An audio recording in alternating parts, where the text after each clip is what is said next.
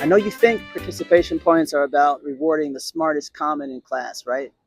No, that's what they want you to think. In reality, participation points are a lever. They're a pressure valve.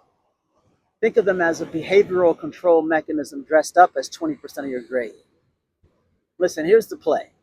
Your professor's syllabus says 75% final exam, 50% quizzes and assignments, 10% participation, right? Sounds fair. Not really. What happens is this: they take your exam score, and let's say you nail an 80.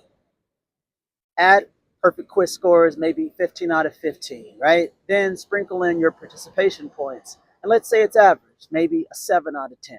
Well, do the math. 0.75 times 80 plus 0.15 times 100 plus 0.10 times 70. That's an 80.5. That's your raw score. 80.5 is not much different than an 80 raw score on the final if your class was only based on your final exam raw score. So all this emphasis on participation and the cold call and the fear that comes with it, what real material impact does that 80% have versus the 80.5? None. Not really. And there's more. That raw score, it doesn't go in your transcript, right? That 80, it goes to the registrar's office where they apply the curve. And that's where the real game starts.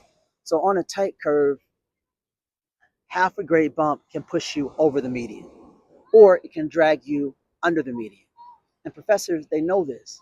That's why participation points exist, to keep you reading for class instead of building your exam strategy. Look, they're fighting your instincts.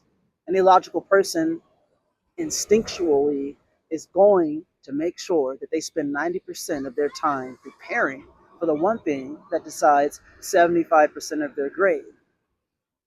That just makes sense. And if you're smart, you'll see it for what it is. Participation points are not a golden ticket. They're a leash. It keeps you showing up, talking, fearful of a cold call, reading every case word for word, which, by the way, is exactly how you run out of time to master the skill that actually wins on exam day. Your final grade, which is issue spotting and precision writing under pressure. So here's your move: hit participation just hard enough to stay out of the danger zone. That's it.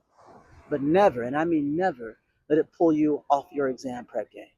In a room where everyone's raw score lives somewhere between 70 to 86, the winner isn't the one who had the most to say in class. It's the one who walked into the exam with a surgical strike plan and walked out with the highest raw score